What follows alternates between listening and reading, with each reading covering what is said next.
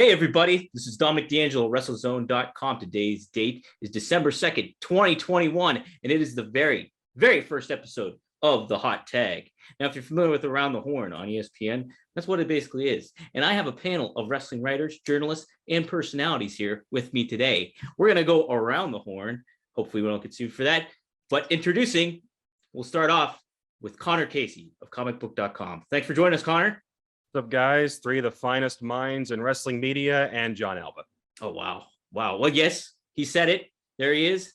I think he's the IGOT winner. Is that a pro wrestling? John Alba? Well, you said three of the finest minds that you are, but only one of us here is prestigious. So, how about Took that? a long line for you to bring up your gimmick. Oh, there she is. Speaking of prestigious, we have from Fightful, it is Kate Hensler. Kate, thanks for joining us. No problem. Just a whole wave of emotion coming over me as we enter into this. So happy to be with you, Dom, and with Connor and DeFelice, and John Alba is here too.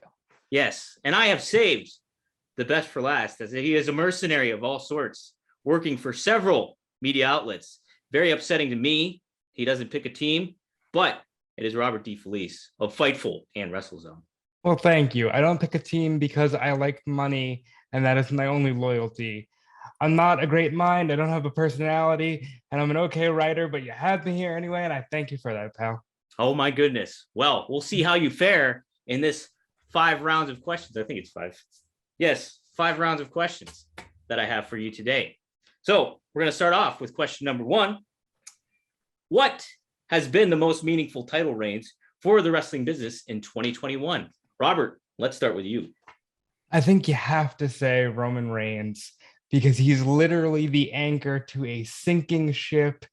WWE has never been worse, but Roman Reigns every week, every month is giving you something to say, well, at least that looks like wrestling. And nothing else on the product right now looks like wrestling.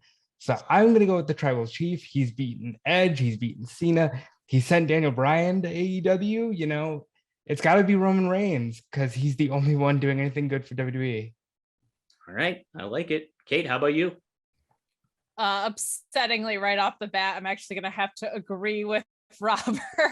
I think the other title reigns have either not done their job as far as passing off the torch to anything too significant, or I feel like there was such telegraphing in AEW with Kenny's reign. We knew who was going to win there. And you look at John Cena, you look at Brock Lesnar, you look at Edge and the people he's brought back and faced. And I agree with Robert wholeheartedly that it's been a pretty much unwatchable product outside of that. So I'm going to have to agree and say Roman Reigns on that. All right. 2 for 2 for Roman right now. Connor, where do you stand? Time to break the trend. Based purely on stats, you can bring up Roman Reigns, Jacob Fatu, Nick Aldis, or even Walter if you want to, in terms of length, number of reigns and such. But the answer is Kenny Omega. His AEW world title reign lasted nearly a year while bringing back the anime heel final boss persona that people had been dying to see since he showed up in AEW.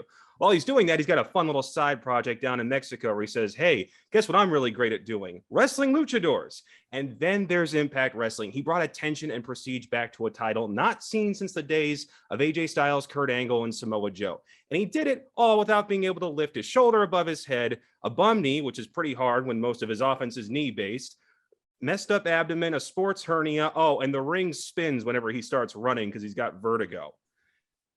Add all that up, and the fact that he played his part brilliantly in what has been the magnum opus of AEW's first crowning achievement storyline, a story as old as the company itself. And he played his villain part to perfection. It's got to be him. there's no doubt about it. It's 100% Kenny Omega, and I don't even think there's even a conversation around it. Roman Reigns' championship reign, Roman Reigns has reigned tall, no pun intended, as at the top of that WWE roster, there has been a severe lack of credible challengers for him during the course of his championship run. And a championship run is only as good as the challengers that present an obstacle for the champion to overcome. And that's exactly why it is Kenny Omega. And Kate, you said that there was nothing meaningful done in building off Kenny Omega's championship reign. I mean, building Hangman Page as the heir apparent to the driver of AEW. That is what a championship run is supposed to be about. You're building for what's to come next. They laid that story down 2.5 years in the making, and Kenny Omega had to be that guy. And he had credible challengers along the way with the likes of Jon Moxley and what they were able to accomplish to back end that story as well. There is no doubt about this. Connor mentioned some of the accolades. He mentioned some of the obstacles that Kenny Omega achieved, but that championship run, the question here is about the most meaningful championship run. No company benefits any way more than what AEW got out of that championship run from Kenny Omega. Let me ask both Robert and Kate this. Does Roman Reigns' title run, as meaningful as it seems, is that more of a reflection on Roman's effort in doing the title, or is that showing WWE's weakness all around? Robert, start with you.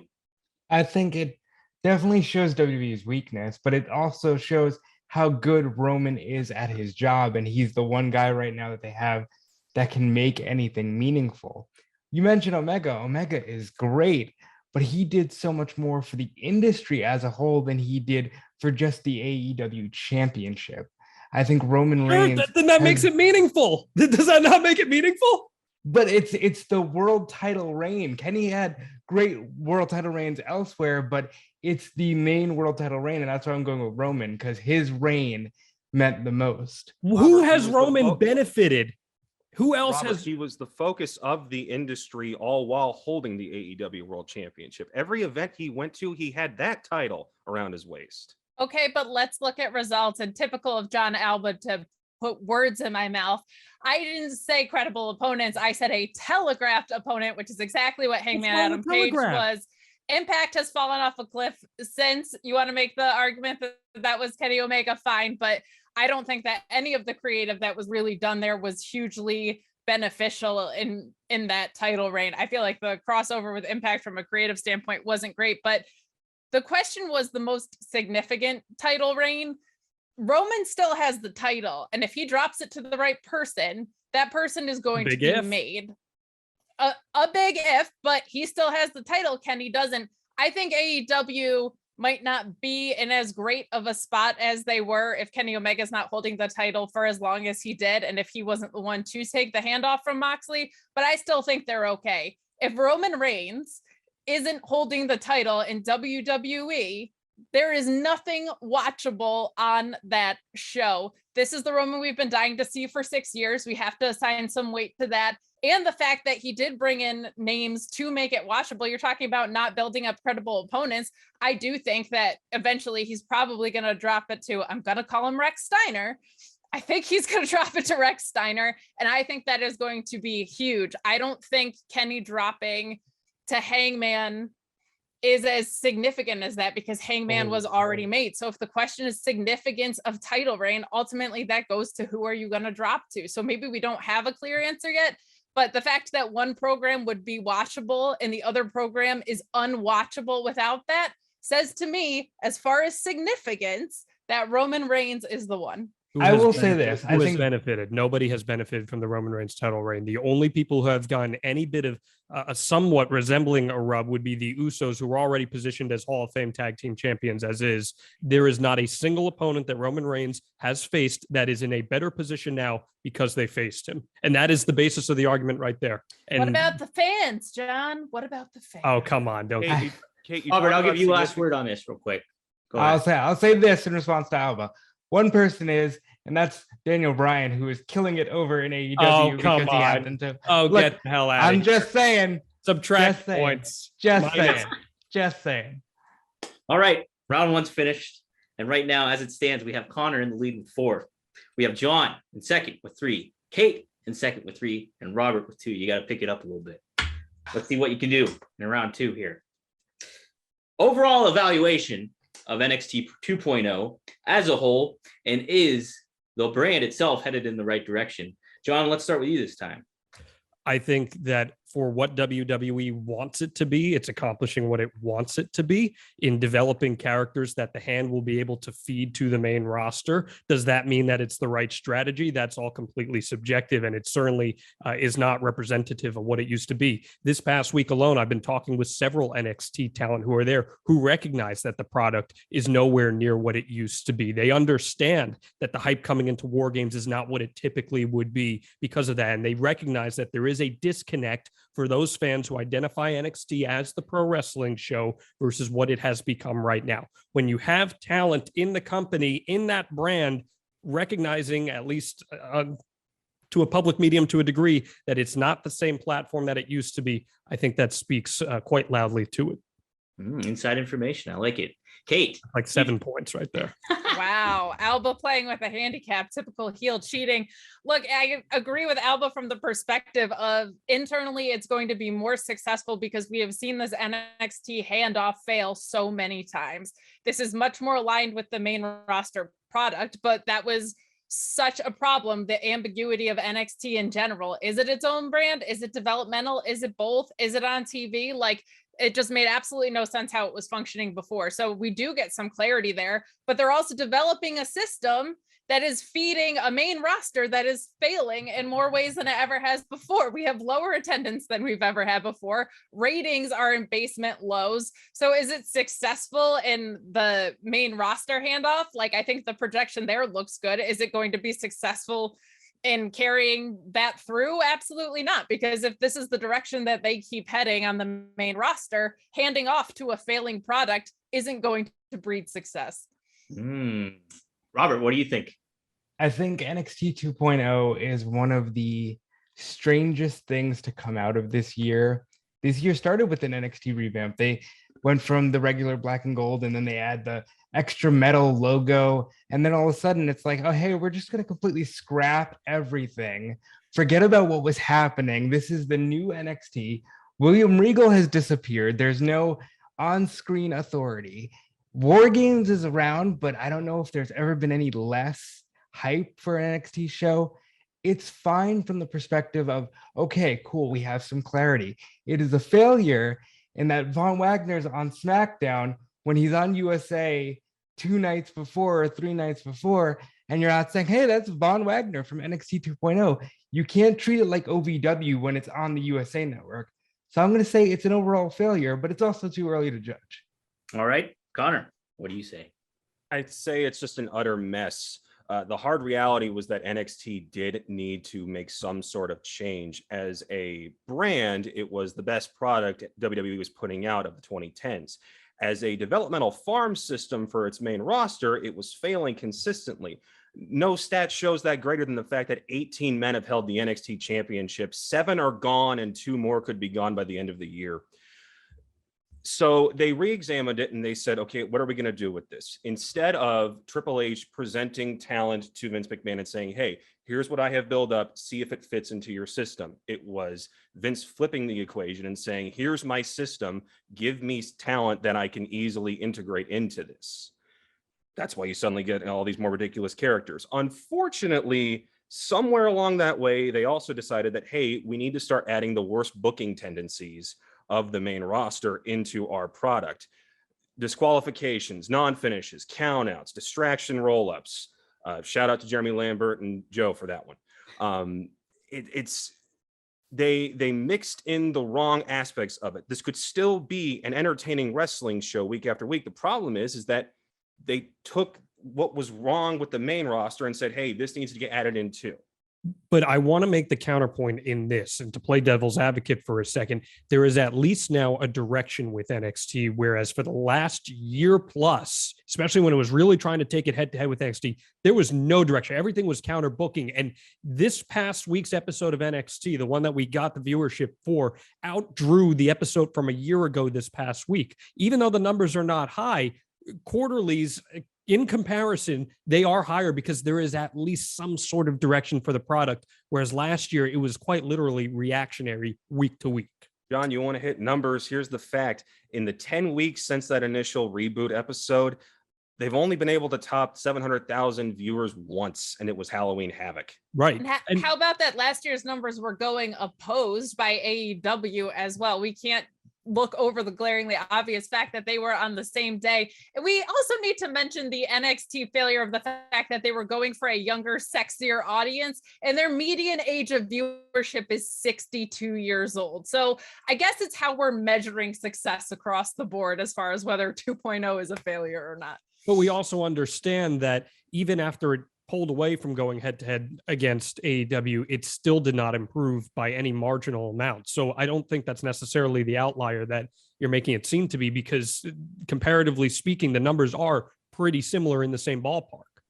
But wasn't a year ago Winter is Coming? I mean, that's a pretty hefty episode to pull from. No, the Winter is Coming was the week after that. Okay, fair enough. I will say that Connor has a point where it's new direction. They needed a new direction. I think it was very stale kind of product. Even the Capitol Wrestling Center kind of had a drabby vibe to it overall. And the change of scheme and ambiance, if you will, kind of lent itself, but doesn't really translate over to the bigger audience that they're looking for. Is the big question. So it's going to have to be wait and see. Robert, you want to add anything real quick before we move on? Yeah. I'll give you the last word. At the end of the day, it's only going to matter if we get Bronson Rex-Steiner on WrestleMania main event, because Karrion Kross, failure, abject failure. It's not his fault, but it is what it is. Keith Lee, failure, not his fault, but it is what it is. How they transition is going to be the actual measurement of how good this brand is.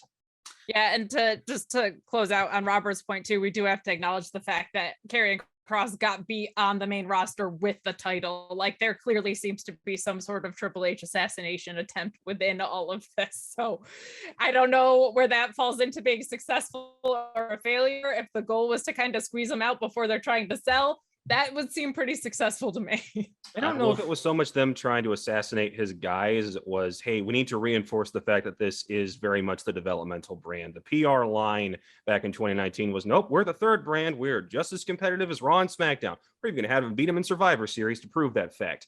Now we need to reinforce the fact that this is the minor leagues again. The unfortunate thing about that, I would say, is they put it on a mainstream television product and advertise it as one of their top brands, and it just didn't translate over. John, did you have something else to say? I said I had no comment on the idea of character assassination versus branding. Oh, John knows something. But it's all about the game and how you play it, you know? Very much so. I deserve an extra point for that. I'm just saying. Well, as it stands, Robert, you caught up. You have 6. John, you also have 6. Connor is in the lead with 8. And Kate, you have 6 as well. So there we go. It's getting tighter. Question number 3. This is one I've been pretty intrigued by here. And with Kate's marketing background, John's experience in journalism, and Connor's experience, as well as Robert's getting into it, what are your thoughts on the current state of wrestling journalism, and its perception overall? Let's start this time with Kate. Kate, what do you think about the state of wrestling journalism and how it is perceived by a lot of fans and media types?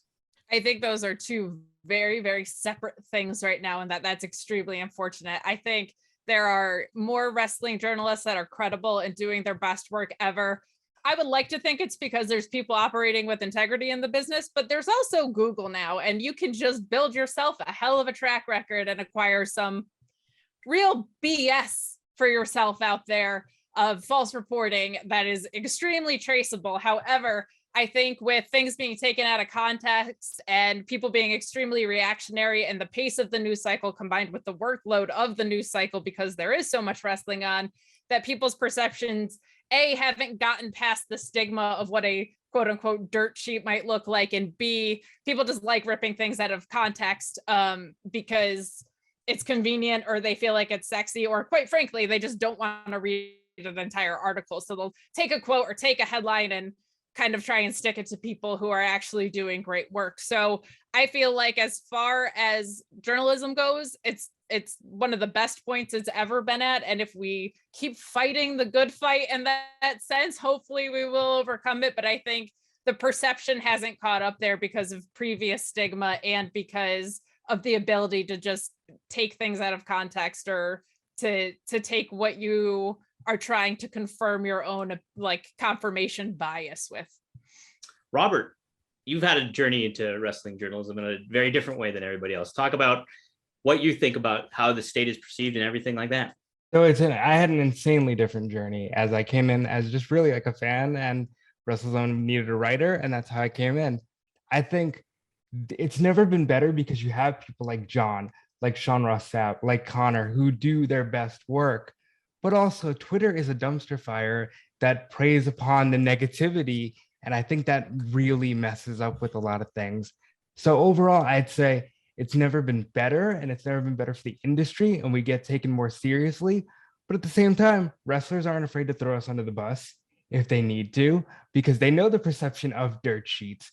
So it's in a really weird limbo, but I think it's on the upswing if we keep the right people involved. Connor, do you see it the same way or a little bit differently? Certainly seen on the upswing, but I think we need to take some perspective in the fact that all of these issues that wrestling journalism is dealing with is not exclusive to us. It's everywhere. It's every field of journalism. You talk about toxic fans on Twitter. Have you ever seen an NFL Sunday in any fandom?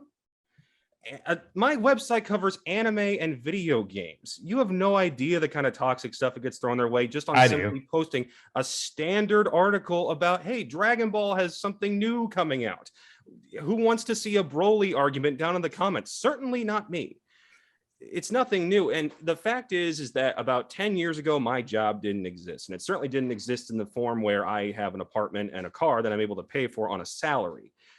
The big change in the industry was not that Ryan Satin, Sean Ross Sapp, John Alba, John Pollock started breaking insider stories. It was that the big media companies recognized that there is a passionate audience for this. CBS, ESPN, Bleacher Report, Washington Post, any outlet that covers entertainment in any form now covers wrestling.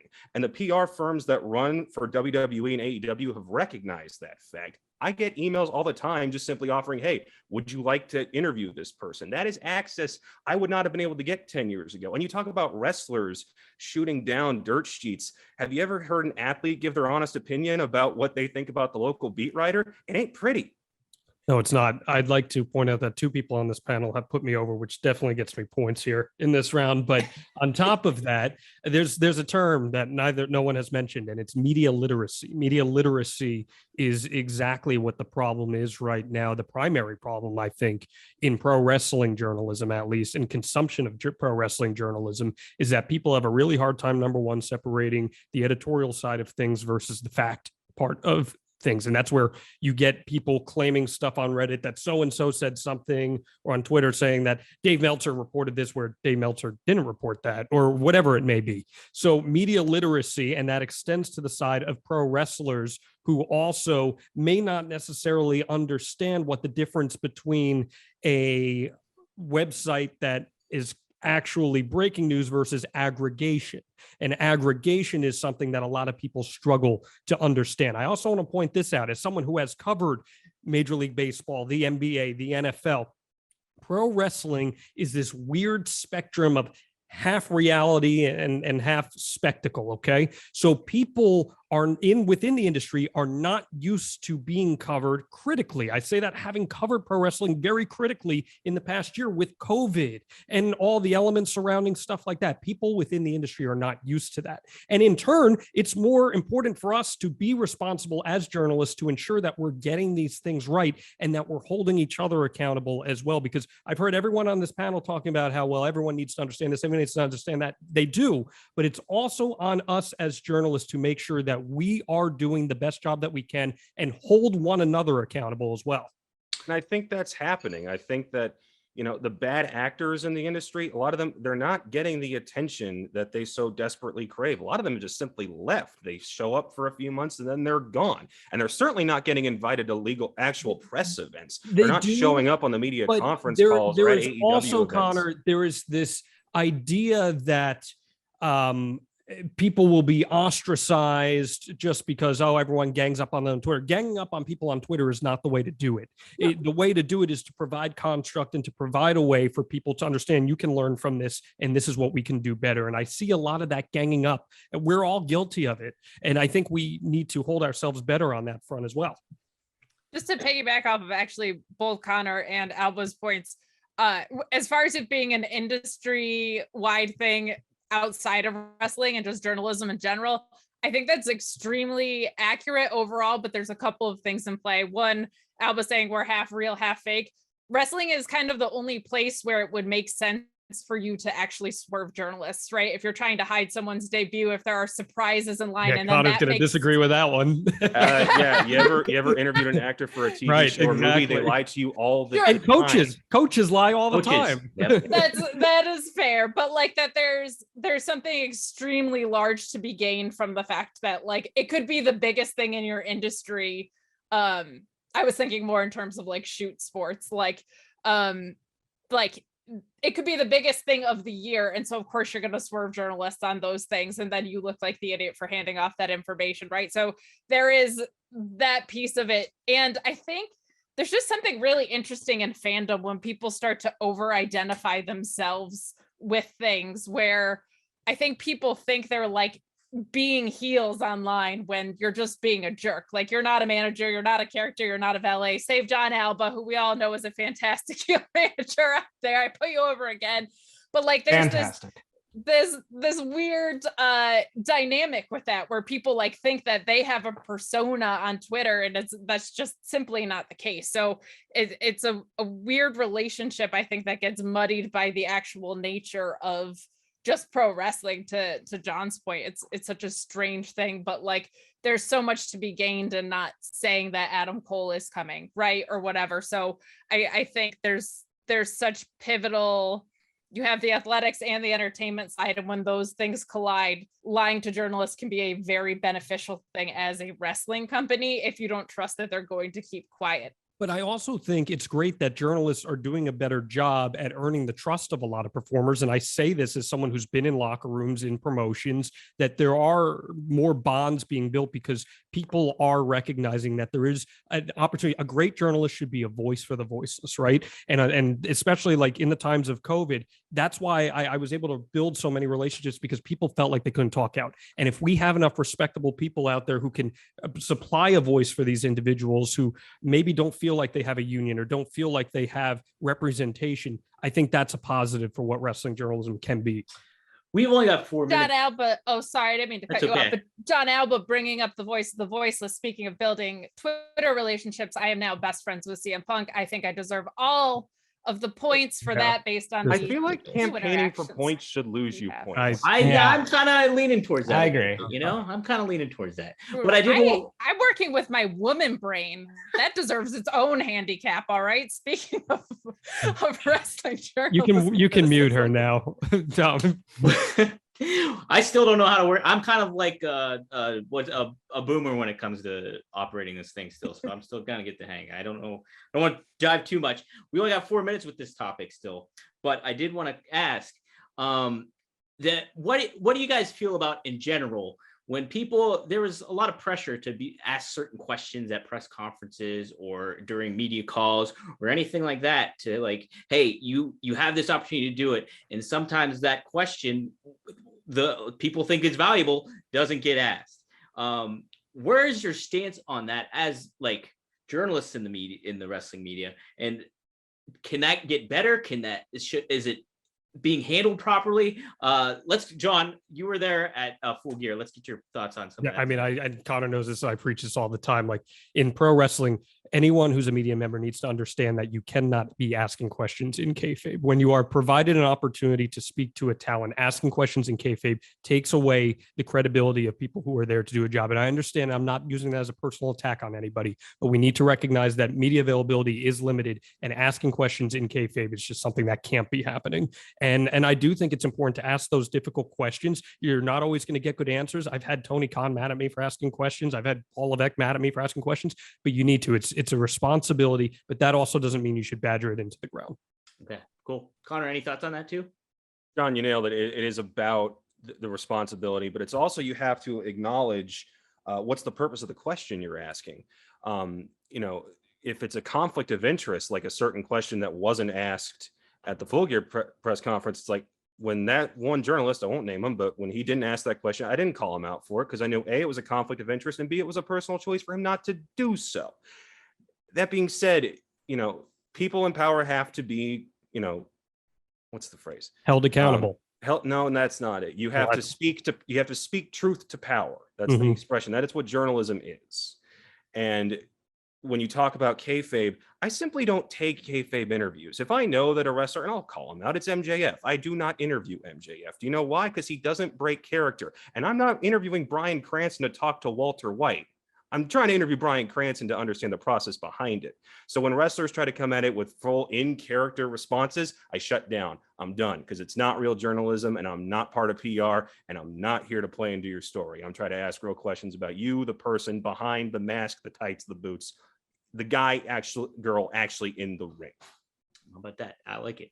Kate, any thoughts on that? Yeah, just that I think it's an underestimated plight of journalists in general and wrestling journalists, that it's incredibly difficult sometimes to maintain a relationship, and it's very easy to not want to ask difficult questions because you don't want to get hurt by the people that are on the other end. You don't want to burn sources, you don't want to not receive information, you don't want to receive your media passes and all of that. Like, it is a loaded relationship that you have to navigate, and I think people don't get enough credit for that. That being said, you guys are 100% correct, and that you have to hold the industry accountable like you would hold any industry accountable, and progress isn't made unless we do those things.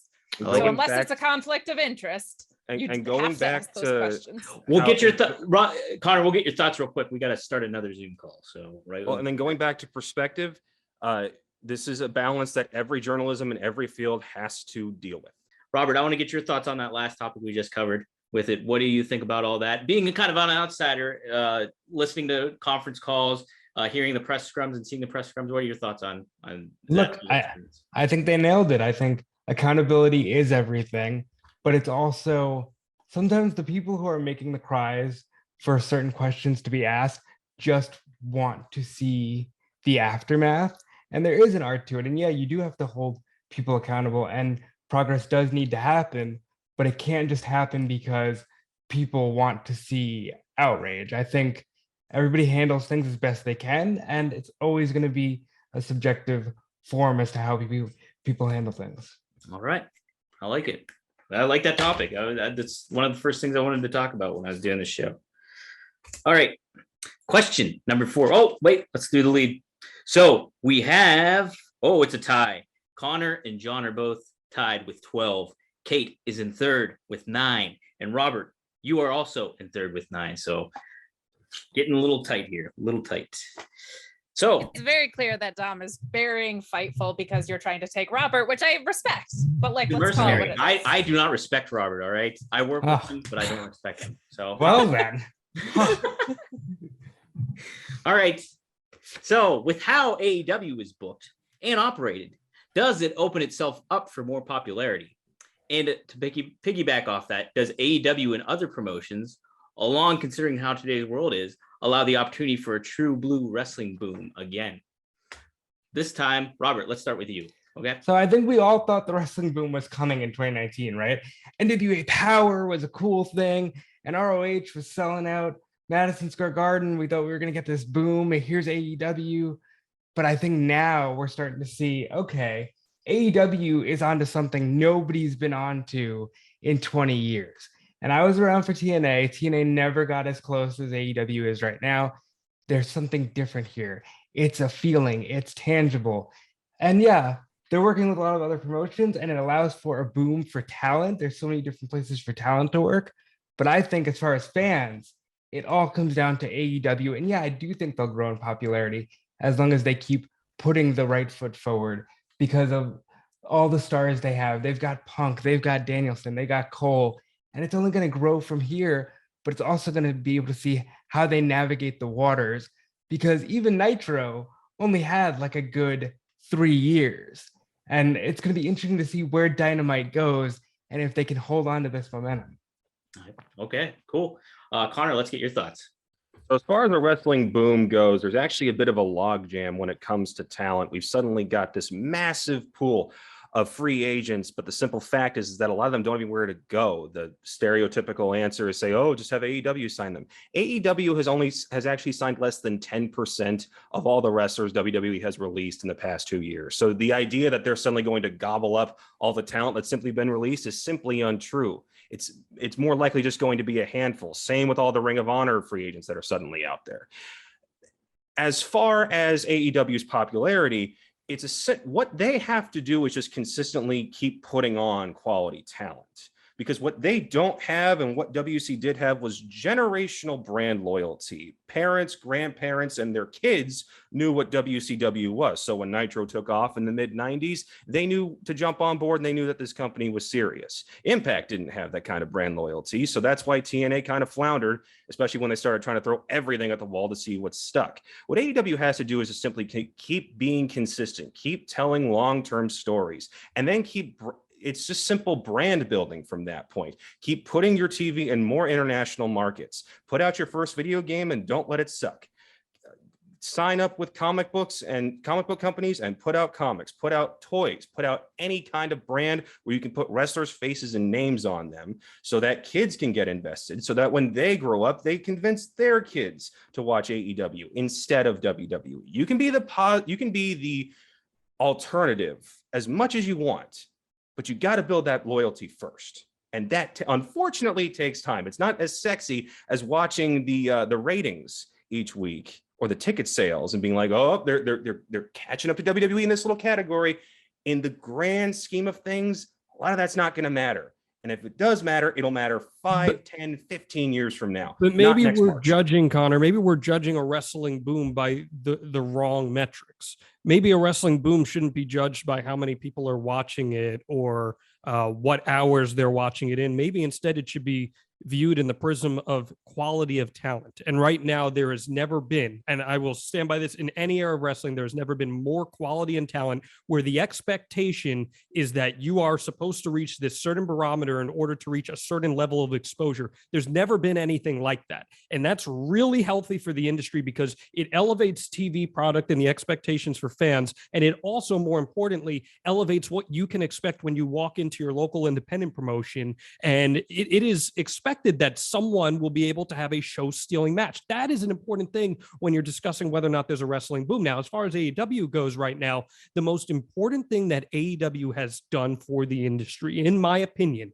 has been breaking the tropes of storytelling that WWE popularized because it was so popular, and it started to translate over to Impact and other organizations who are following that same pattern of storytelling, where AEW is now saying to fans, hey, you pay attention and you will be rewarded. That's what pro wrestling long form storytelling in any medium should be, in any sitcom and any drama. That's what it should be. And if it's breaking the minds of pro wrestling fans to think differently and challenge them to think differently, that's important, even with some of the things that I don't think AEW is doing well. And I know Kate has several opinions on that as well. Kate, you are the marketing one of this group. Let's get your thoughts on all this. I do. So to Alba's point, how we define wrestling boom is something that's incredibly important. I started watching in 2009. Okay. This was not the landscape in 2009. No. And I don't have the history of WCW and Nitro and any of that coming into this. So this is a really interesting time for me.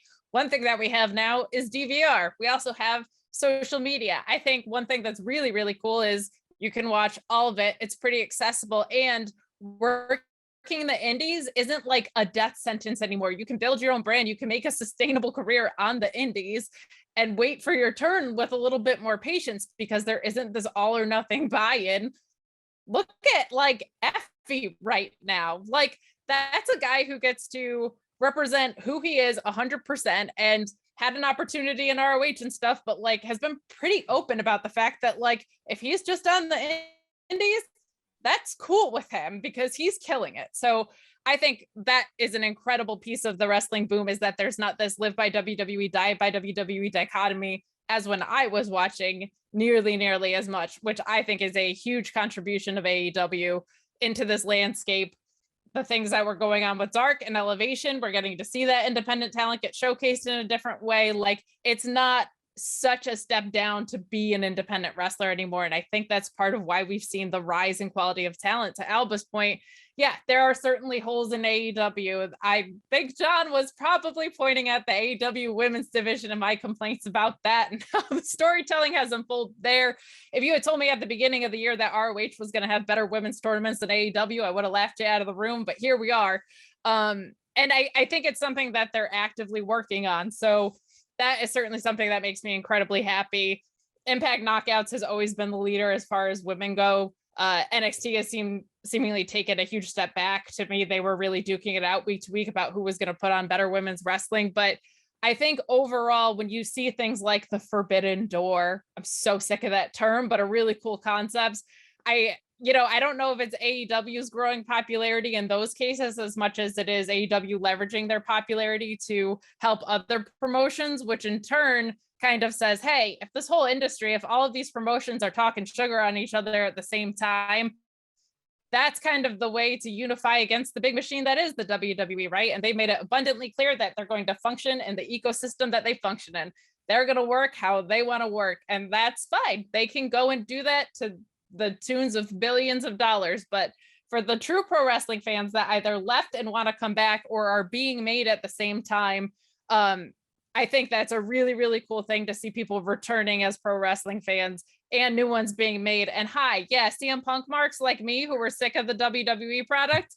Yeah, they're coming back too, whether like you want to acknowledge it or not, how that's moved the needle as far as ratings. Look at the merch, look at the YouTube videos of him and MJF or his return having 12 million views on it or whatever. So they are also closing that middle ground, I think, with the addition Daniel said you're seeing to continue. But to me, the wrestling boom is an overall victory, and the volatility of the landscape is going to come and go, right? You're going to see ROH close up shop and come back and promotions scale up and down. But overall, the indies not being a death sentence anymore is a huge advantage. But I think you skipped over the single most important thing that you mentioned there, which was the Forbidden Door, because what the Forbidden Door does is it shows you that there can be healthy collaboration between promotions, and it knocks down the internal tribalism that, keep in mind, WWE 5-6 years ago, if WWE said the word Impact, it was like, oh, total nonstop action. Oh my God. Whereas now we're hearkening back to the territory days where there's collaboration between all of these different promotions. And sure, you could say, well, they have invested interest in doing this because they had the impact, blah, blah, blah, whatever you want to say. It is healthy for everyone. And that, most importantly, builds goodwill, and goodwill correlates directly with popularity. And that's why people have good faith in AEW to deliver on long-term storytelling. Robert, is the product oversaturated though? No, because now you can simply go and find the thing that you like and you don't have to watch anything else. So while it may seem that way, it's really just a healthy selection and you have healthy choices, And I think that's the benefit of AEW. Getting text messages every week from people who didn't watch in 2009 because they were just burned out, that are like, I love this. This feels like when we were growing up. That's the importance of AEW. And that is where the boom is. But really, maybe the boom was before that led us to this point, Mm-hmm. Connor. I think what the industry really needs in terms of the boom cycle is it needs a legitimate number 3 option as a company. You look at the landscape right now, WWE is determining who they want to bring in based off a woman's age and a guy's height and how much college sports they played. AEW can only sign so many people, and they're having a hard time putting as many people as possible on 3 hours of weekly television, not counting Dark and Elevation. MLW is throwing everything at the wall and trying to resurrect Lucha Underground, and they're also saying, hey, you don't have to sign a full-time contract to actually come here. Impact seems dead set on staying exactly where it is in terms of size. New Japan Strong is kind of dependent on what's happening over in New Japan, and I don't know if you've heard, but the COVID virus is still very much around, and that's still very much affecting an island nation. Ring of Honor, the great tragedy is that now is the perfect time for them to have not only stuck around, but continue to grow and try to get a better presence on television. The NWA is hiding behind a paywall. Like there's no clear cut like, hey, who's going to be that number 3? You would say GCW. Here's the problem. They can't get any bigger without suddenly locking down people to contracts, and they can't start getting up so many wrestlers from other companies if they want to do that, if they want to get television, because you're not going to, Tony Khan's not going to be like, yeah, John Moxley can be on the other show and potentially have some sort of scheduling conflict. That ain't going to fly. So I feel like there does need to be one more company that's brought in and say, hey, disagree with that. I so disagree with that, because while for sure, for talent purposes, it would be really nice to have a stable number 3, but the number 3 is not going to bring in any more eyes. We have realized over these past 3 months, and CM Punk and Bryan Danielson came into AEW, that there is a hard cap on the amount of people that watch pro wrestling. The audience is not growing. CM Punk said it himself in the Full Gear press conference that casual wrestling fans do not exist anymore. And there will be some people, like what Kate said, that will be, oh, CM Punk did this, I'm going to check it out for a week or 2. And you get a little bit of a bump, but they don't stay. So a number 3, Connor, only oversaturates that anymore. It's not going to build any more fans, regardless of whether it's a deathmatch promotion or a promotion that does it just like AEW or just like WWE. It's not going to happen. I'd say the talent market is already, sorry. Oh, no, I was just going to say, to your point about Ring of Honor, it's like the heartbreaking thing there is they were the one with the clear-cut, distinct voice of being that like sports-based alternative. But to Alba's point, I don't think you're gaining new fans as much as you are fans that already love pro wrestling are also going to go watch Ring of Honor. Like, I think that's where that was going. GCW, I feel like almost gets ruined by television. You're going to put Nick Gage on a weekly episodic television. There's no way that's going to happen. So I think as far as like a wrestling boom goes, what's going to be the most interesting next step is what happens when we're getting there, man. Like, I think if Kevin Owens leaves, that's a good one to go over to AEW. But what happens when the contracts come up and people want to leave WWE? Is it so important to them that they're going to take the risk on not getting signed to AEW and going back to the indies and look at what Matt Cardona's done and blah, blah, blah? Or are they just going to be like, it's a paycheck, I'll stick around, whatever? The free agency in WWE that's coming up the next 2 or 3 years, I think is going to make things very interesting. Because I'll tell you what, if there's enough demand, I feel like Tony Khan will go create 17 hours of weekly episodic television. That guy's a maniac. On the counter to that, also with the expiring contracts in AEW that are coming up as well, let's see just how well AEW has done in building stars. Let's see how well Tony Khan has done in promoting these individuals, because if there are people who leave like Big Swole or whoever else comes up that don't have the same interest that you would expect them to have coming off this, the whole debate topic here is about AEW popularity. Maybe that requires a reassessment as well. John, here's the problem. When people start leaving AEW, there's no guarantee that WWE is going to pick them up. I was looking, when you talk about oversaturation, the free agency talent market is what oversaturated right now. And frankly, if they leave WWE, they might get picked up by AEW, or they're kind of floating on the indies. For every one Matt Cardona, there's 5 AOPs. Good point. It's a great point. No, it's something to really think about, because to your point earlier too, Connor, AEW's only got so much space and it's very, very full. And if stars want to try to move themselves and get somewhere else and shine bigger. No, I don't know if you heard on Twitter this week, but Adam Cole's being buried with a feud with Orange Cassidy. And Dom, we've also seen that like it's not the WWE names that AEW is bringing in that are paying off in the quarterlies. If you study the quarterlies intensely, you'll see that Bryan Danielson segments and CM Punk segments, more so Bryan Danielson, are some of the lowest rated parts of Dynamite. But it's the Hangman Pages, it's the Sammy Guevara's. Those are the higher rated parts of Dynamite. That's what people want to see. Very much think about. A lot to think about. All right. Wow. Quite the strong round for almost everybody here, I would say. Connor, you're still in the lead with 21 points.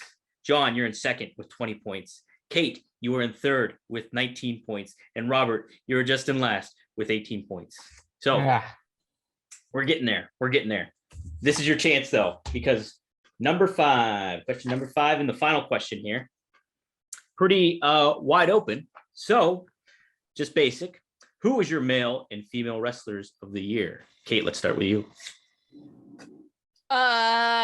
Female wrestler, I'm going to say Deonna Purrazzo. I think reign has meant so much. It's very tempting to say Bianca Belair because I think her WrestleMania match might be the women's match of the year. And I love a lot of the things Britt Baker's done. I have issues with how her reign has gone a little bit, but as far as like my favorite, Deonna Purrazzo's growth and the way she has put herself on the map as one of the best women's wrestlers in the world, to me, that's the ball game. My Mark Hart certainly says CM Punk being the wrestler of the year on the men's side, just from a matter of taste, and it's just the biggest news story of the year in wrestling, I would say, for sure. But as far as someone who's actually been here the whole year, it's got to be Kenny Omega to be completely fair from wall to wall for an entire year, because Punk came in so late at the end there.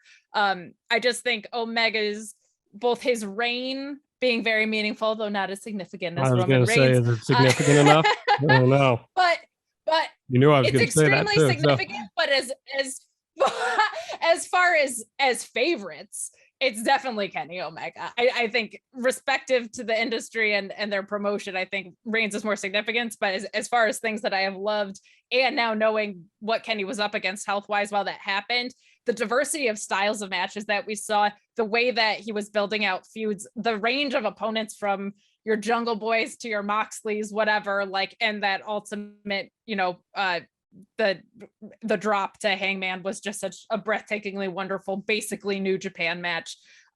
He's my wrestler of the year on the guy side, despite my incredible markdom for Punk and the significance of that. As far as like my favorite, it's got to be Omega for me. Good step back and take a look at it. I like it. John, how about you?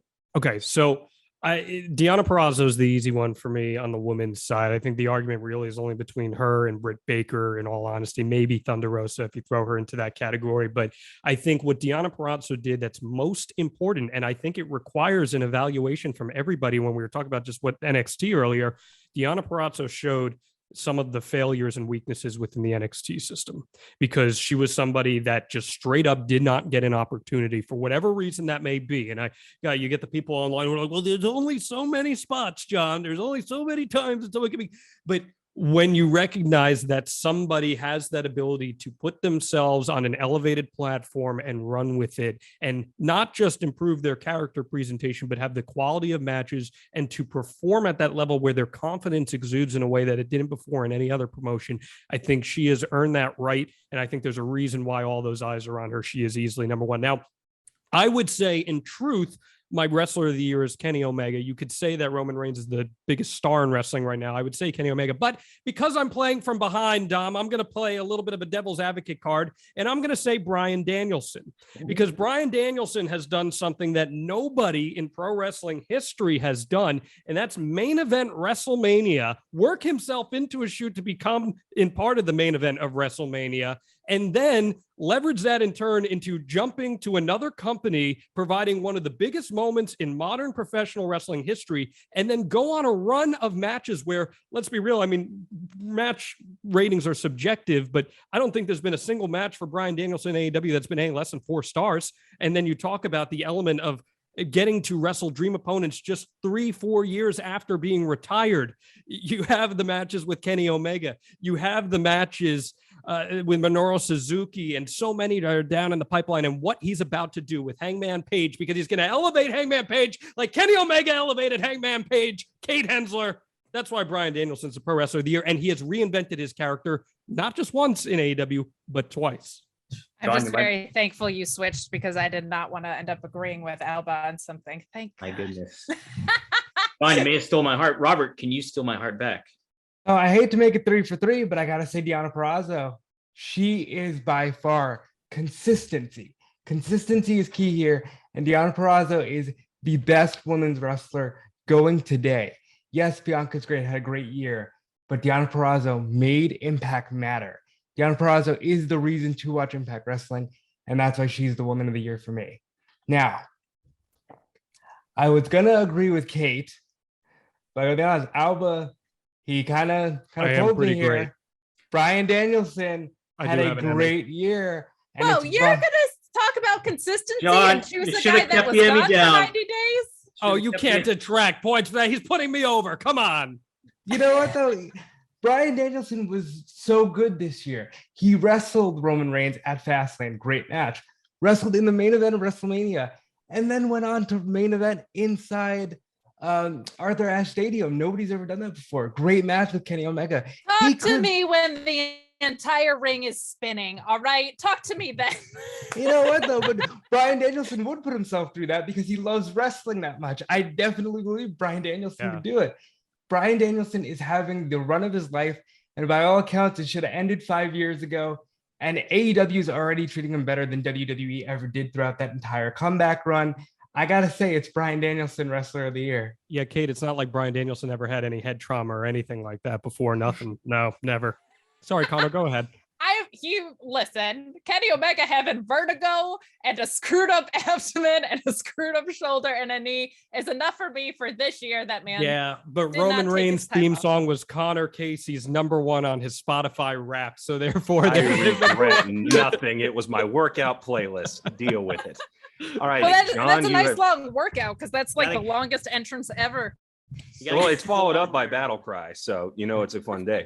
So allow me to break the trend here, as it were, when it comes to Woman of the Year. And I got to go with Bianca Belair for two big reasons. Number one, when you are handed the biggest platform possible with the significance of you are in the first match where it's two women of color in the main event of WrestleMania, you have to deliver. And she absolutely 1000% #1 with a bullet delivered.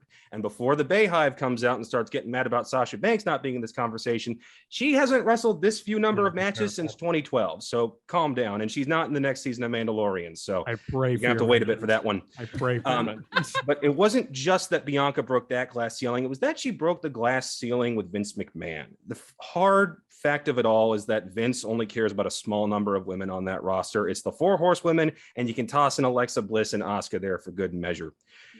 Here's the problem. Bianca was able to break through all that. She was able to overcome that. You look at other people that have come up this year. Rhea Ripley is a fraction of what she was at the start of the year. Nikki Ash with her superhero gimmick, they already seem to have lost interest in that. But Bianca, she always had the connection with the audience, so that even when the train wreck, oxygen sucking out of the room that was Becky Lynch showing up at SummerSlam with that weird heel turn, she was able to overcome it. The fans still support her now. She's still getting those big pops on Raw, even without the title. It's got to be Bianca. And it's one of the very few bright spots in that women's division, unfortunately. I wish it were better. As for the men, I said this in April, that it was a 2-horse race between Roman Reigns and Kenny Omega. You could have called that back in January. And Brian made one hell of a argument in terms of kicking his way into that third race. But the simple fact is that when you measure the value of a story, it's not done by its first act. And we're still in that first act with Roman Reigns. And honestly, we're starting to lose steam a little bit. We don't know how long that one's going to go. And by the end of it all, we might look back on that one and say, yeah, it just went too freaking long, and they kept running him and Brock Lesnar back. By the time we got to Rock at WrestleMania 39, we were bored. We were praying he was going to lose it. That might be what we're looking at. Kenny Omega, on the other hand, had his story told beginning, middle, and end, and it ended perfectly. It ended with you getting the #1 undisputed babyface in AEW, a completely homegrown talent. There is no asterisk when it comes to Hangman Page. And there is not the massive groundswell of support. John, you were at Double or Nothing. You heard that pop when he came out first. That doesn't happen if you don't have the villain right there to oppose him. That had to be Kenny Omega. I challenge you to find 3 men else in the industry that could have possibly filled that role for as long as he did, with the injuries that he did, with the rings spinning as he's trying to hit a V trigger and a one-winged angel. Oh, and then, by the way, he's also doing it with 2 other companies. Roman Reigns was the center of the sports entertainment world for 2021. Kenny Omega was the center of the professional wrestling world. And that's the world I prefer. And it's the world that's a hell of a lot more interesting. Yep. Okay. But I need to piggyback off the Bianca Belair thing you said, Connor, because you contradicted yourself, and I'm ready to call you out for it, because you said that Bianca Belair broke down that barrier with Vince McMahon about the 4 horsewomen. And then who did she end up getting beaten by in record time at SummerSlam? And then has she ever gotten back to that point? You thought she did? I say, Hell no. Bianca Belair was stifled tremendously. You didn't get back, then she was the sole survivor on Team Raw. I was at that show, and let me tell you something. The response that she got was nowhere in comparison to what she got at WrestleMania when I was there with less people. That was a bigger crowd. It was almost equivalent. The size was almost equivalent. It was 18,000 and 20,000. It was almost the same exact size crowd. Let me tell you something, Connor. This cannot be understood. It's not Bianca Belair's fault. Bianca Belair is a great pro wrestler who connects with audiences. I agree with you on that. But the creative stifling that happened when Becky Lynch beat Bianca Belair, let it all play out. Bianca Belair never got her comeuppance on Becky Lynch. And as a result, her character instead decided to dance her way out of the title picture. And that, to me, she is not the wrestler of the year because of that. It's just there was more consistent booking with other female individuals who were able to take advantage of that and take it to another level. And that's not we judging this by booking or by their quality? No, but well, in addition to that, though, I gotta say, if Bianca Belair does not have Sasha, she's just greener in the ring. Like, let's call it what it is. She's incredible, but I think she needed the caliber of opponent to make her a champion, whereas Deonna Purrazzo, I think, was the champion that was making other people look great in her reign and things like that. So I completely agree with you that Bianca has shattered glass ceilings and certainly broken through something with Vince McMahon, because even though her booking has been terrible, she is still at least viewed as a top competitor. She's not the damaged goods that so many other NXT Can any of you confidently say that if Becky Lynch was able to compete at WrestleMania, that Bianca Belair would have been in a main event? Can any of you confidently say that? Yes, because the match was her and Bayley. Totally disagree. You can't confidently say that. You could say the match was supposed to be her and Bayley. Says who? The WrestleMania plans change every single week, especially this year. They did the whole card flip 3 weeks out. So no, it would have been a triple threat. They would have done a dumb triple threat, but she probably would have been in a triple threat with Charlotte and Rhea. You can confidently say that, because I can't. I can't confidently say anything about WWE booking. I can't confidently say she was going to win the Royal Rumble, but that's my point. That's my whole point. Becky was fresh off the baby by that point. They knew she wasn't going to be at the Rumble. The point boils down to it's Vince McMahon in charge, and we don't know what the hell he's going to do. Yeah. That's what it boils down to. All right, guys. Holy shit. It was quite the run here. Okay, so in third was Robert with 21. Kate made a very strong run near the end and came in with 25. John, you were so close. You had 28, but Connor wins it with 29. Connor, congratulations. You have the floor to speak your mind on what you want. Baby. Guys, I appreciate y'all for bringing me on for this. And John, thank you for being such a sporting competitor. 2021 was a hell of a year for professional wrestling. And there are so many stories that I believe define this year. I'm going to actually write about quite a few of them on Comic Book coming up here in the next couple of weeks. Cheap plug. But I don't think any story was more defining than all of their releases. We all had to sit through those random November days, July, April. It sucked for so many reasons. But there is hope for all of that. Like we've talked about this wrestling boom. I think it's real. I don't think it's perfect. I think some things need to change. I think at least one more company needs to enter the fray. I know Freddie Prinze Jr. is talking to television companies all of a sudden. But for those people that have been released, this is certainly not last year. And I think great things are going to come for a lot of them. And I think Keith Lee is going to be AEW World Champion. So you can deal with that. Wow. All right. Hey, speaking of cheap plugs, let's get some shit in. John Alba, who do you work for again?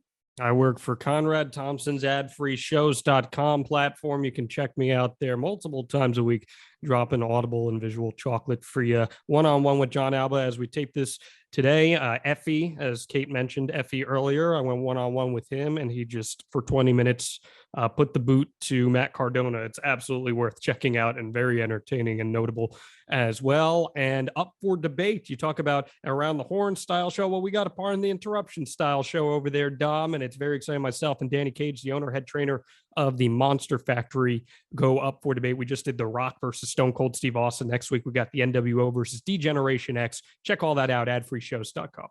Hey, Kate, you are the sweetness to the sour of Alex. Oh, let's talk about that on Fightful.